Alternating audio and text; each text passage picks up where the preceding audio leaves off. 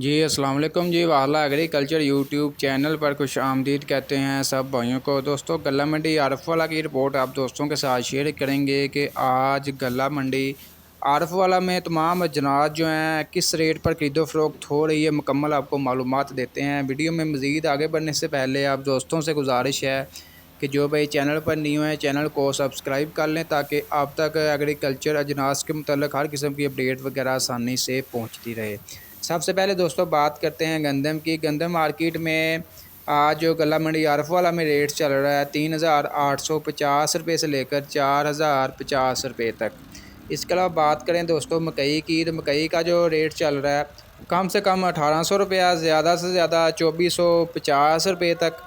धान कायनात 1121 कम से कम 6000 रुपया, ज़्यादा से ज़्यादा 6400।